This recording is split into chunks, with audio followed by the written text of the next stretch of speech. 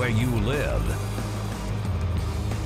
Welcome to Week 7 of The Frenzy. Alongside Ruben, I'm Rob. Tippecanoe County bragging rights.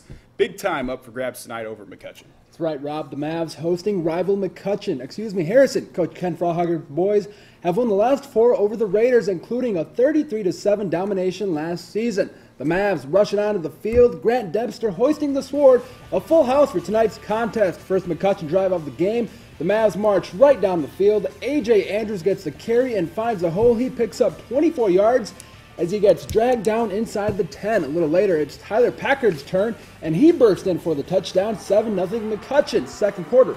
Mavs with the ball on Harrison's 5. Levon Thompson gets the toss and takes it to the outside as he hops in for the score. 14-0 Mavs.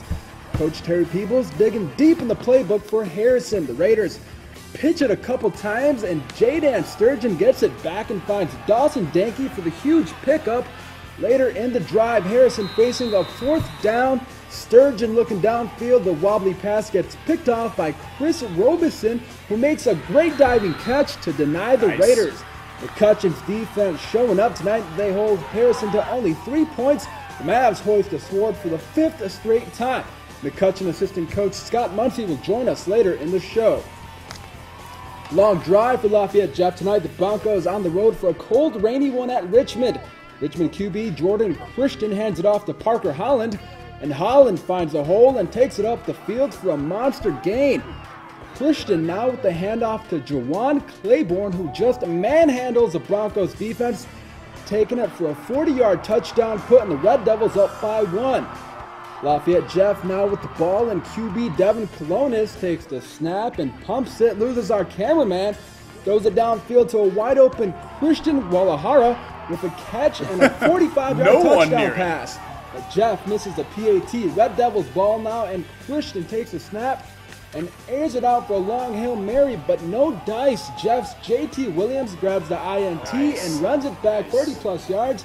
Lafayette Jeff picks up a big 33-14 win on the road. The Broncos are now 5-2 on the year. How about that? Back here in West Lafayette, the Red Devils hosting the defending Class 2A state champion Rensselaer Central Bombers. First drive of the game, heavy dose of Travis Roll. Huge hole on the right side. Bursts right through it. He's gone. A quick 7-0 lead for the Red Devils.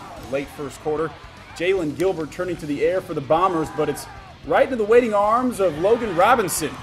Ekes out some extra yardage on the return before he's finally brought down by the Bombers. And the Red Devils offense is back on the field just like that. Down inside the 10, Mikey Kidwell steps out to his left, looks back across the middle for one of his favorite targets, Matt Marley. RDP up 21-0. Westside living in the Rensselaer red zone tonight. Kidwell going to one of his other favorite targets, floats it softly into the hands of Spencer Ronchetto. Red Devils led 48-0 at the half, and they go on to finish off the shutout, 55-0 the final. Over at Central Catholic, Coy Cronk getting his boys pumped up to take on Lewis Cass. Very first play from scrimmage. Who do they go to, Ruben? Jackson Anthrop. Makes a couple guys whiff. And Action Jackson will not be caught. That's good for an 80-yard touchdown on the first play of the game. Another big night for the senior tailback, safety, everything for the Knights. Lewis Cass turning the air, but it's to the wrong guy. Right to Anthrop. Didn't even have to work for that one. Knights were forced to kick a field goal on that possession, though, for a 10-0 lead. Late first quarter, Carlos Velasquez fakes the handoff and to Anthrop, rolls out to his left, fires it right back to Anthrop. And if you thought someone from Lewis Cass would account for him, you'd be wrong. Anthrop strolls in for one of his 7 touchdowns on the night. Just for good measure, Knights going for 2. Who else? That's right, Jackson Anthrop punches it in. Knights roll 74-6, the final over Lewis Cass. Wow, that's a blowout. Twin Lakes going on the road to take on Hamilton Heights. Indians driving Chris Goodlow with a big run around the end. He gets to the outside and takes it in for the touchdown. And the lighting up in Hamilton Heights, a tad bit dark to say the least. Heights trying to answer. They get a nice little run, and then they try to pass. But the Indians break it up. Twin Lakes kicks a last-second field goal to win 17-14. Well, way to bounce back from that CC loss. That does it for the first half of the Frenzy. Coming up, we'll make stops at Carroll, Frankfort, Tri-County, Benton Central, and Clinton Prairie. And Coach Josh Strasser and the Delphi Oracles going for the first win of the season against a one-loss Gopher team. Stay with us. We'll be right back. Live. We're back on the Frenzy. For our next stop, we head over to Carroll County, where the Carroll Cougars looking to knock off undefeated North White. Not an easy task. North White, led by senior Luke Diener. The Vikings can do some damage with the ball. They've scored at least 50 points in 4 of their 6 games. And the Vikings scored early and often tonight. Opening kickoff, North White's Jake Quasselbar takes it and breaks a couple tackles before finally being knocked out down inside the 30-yard line of Carroll. A few plays later, Cougars get it to Diener for the brutal sack, but Luke Diener's a tough guy. We've seen that before. Shakes it off, bounces right back. A little later, throws a perfect pass to Caleb Hindress for the touchdown strike. Vikings up 7-0. Later, Diener draws back again, launches downfield. This time, it's Quasselbarth hauling it in, heads downfield, shakes off the tackle, takes it in for the TD. North White, big win tonight. 43-0. Not sure why it's showing McCutcheon. Over to Frankfort, where if the temperature dips below 50, you get chili dogs. After giving up a quick score, Frankfort QB Jared Smith calls his own number and breaks a few dozen tackles and scampers all the way for a touchdown. Frankfort elects to go for 2, and Smith lobs it up to Dylan Shelley. The conversion gives the Hot Dogs an 8-7 lead.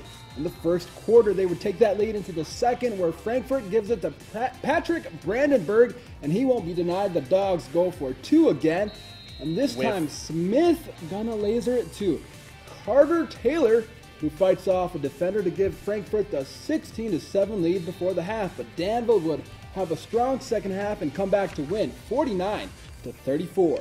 Clinton Prairie Gophers hosted Coach Josh Strasser and the Delphi Oracles, who were in the hunt for that first win of the season. Number 15, Chase Joseph, fires one downfield, tipped and picked off by number 15, Weston Wendell, who runs it into Gopher territory. Delphi would have 8 interceptions in this game. This was not one of them. Joseph hits Cade Selke for 94-yard. Yeah, we got to do the fast forward on that, or else we'd be stalling for 30 seconds. 94-yard touchdown reception to make it 14-7. Later on, 4th and long, Dylan Hart fakes the punt, runs, lowering his shoulder, giving the defender a heart attack. Oh, yeah. Same drive, Adam Keene would pick up a nice gain here. Keene had 161 rushing yards on the night. Ty Watson reported 3 interceptions, and Delphi would go on to win their first win of the season, stomping the Gophers 28-13. Over in Cavalier Country, Tri-County using their home field advantage to the fullest tonight. Blake Justice with the keeper. Our camera guy loses him in the pack, but he comes out shining for a Cavalier touchdown. Justice again, this time under pressure. He spins off the defender.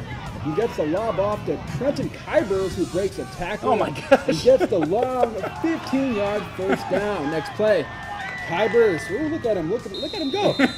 Next play, he gets the ball again. The O-line blows a huge hole in the defense, and Kybers gets in for the quick 6 with the hometown crowd. The Falcons gave it the old college try.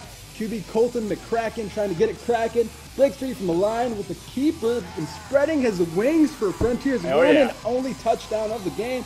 But the Falcons fall to the Cavaliers 46-6. The Bison trying to razz the crowd. BC down 15-8 at the half against 5-1 Fountain Central. Right off the bat, Mustangs showing their dominance, getting the pick off Bison QB Johnny Laney. Next play, QB Wade Bentley with the handoff. Psych, it's a keeper. Bentley slants towards the sideline, gets the Mustangs into the red zone.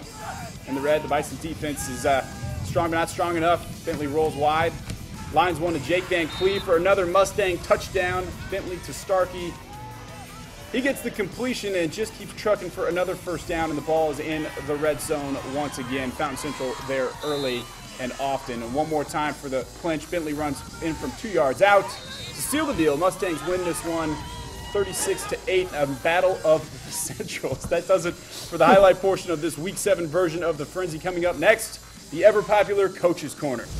Filling in tonight for McCutcheon's Ken Frauheiger, assistant coach Scott Muncie. More on the Mavs and the retention of the Sword when we come back.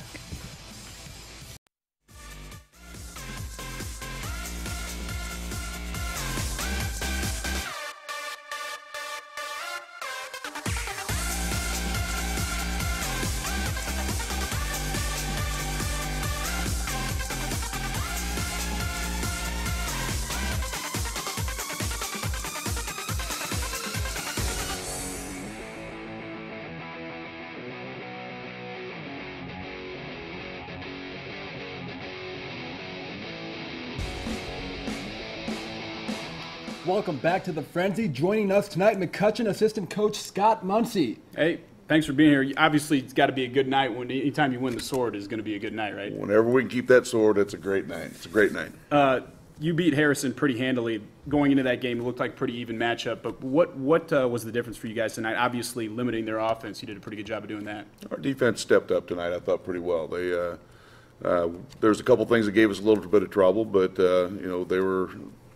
They're going to play hard. You're going to go into a ball game with them, and it's going to be a hard-fought battle. But real proud of our kids. We had a little bit of adversity. Had a couple of kids hurt, but came back, and especially the second half when we had a couple of kids out, I thought we did real well.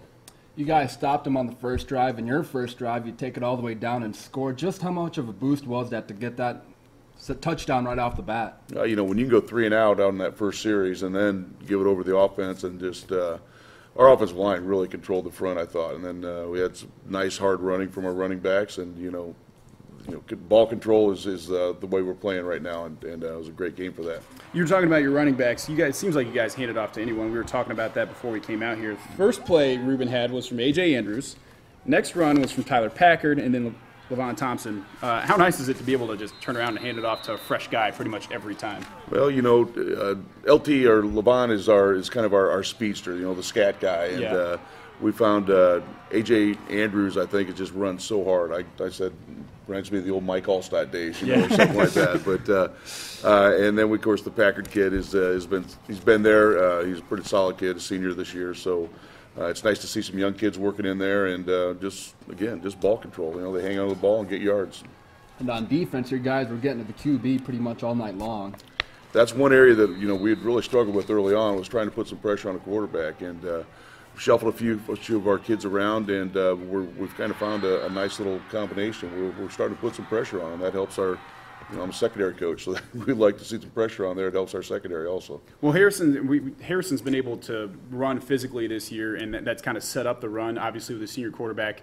To hold them to 3 points is a great accomplishment. I didn't think that anybody'd be able to do that.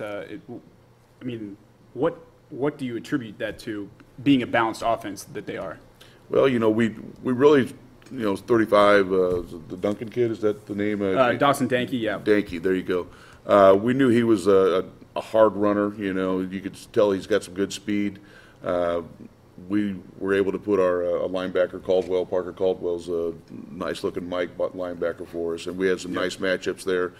We were worried about the quarterback, and he hit us a couple times, especially when he got outside. But overall, we did okay. And looking at the video right now, just how amped up were the guys after the W? Well, again, the sword does mean something to us. We like to say, oh, it's just another game, but when you're playing for county rivalry and all that, and our sister school and that sword, we're pretty happy with winning that thing 5 years in a row now. We've talked about it all season long. You guys are definitely better than your record portrays. Had some tough games, some close losses. Got Muncie Central next week. You hope to finish the season 2-0? Oh, sure we do. Yeah, we think if we go out and play the way we're capable of, that's what I think one of our big keys to our recent success is that we haven't hurt ourselves. We've limited our turnovers. We've been at ball control and just playing hard-nosed defense, and it's been a nice formula for us. It's good to have you in. I'm glad we got to do it on the sword coming back to you guys. Obviously, you're used to having that sword back. Best of luck next week against Muncie Central. Thank you very much. Thanks for coming in, Coach. Make sure to check out WLFI.com and click on the Sports tab for highlights from all of tonight's games. Have a great night. We'll see you next week.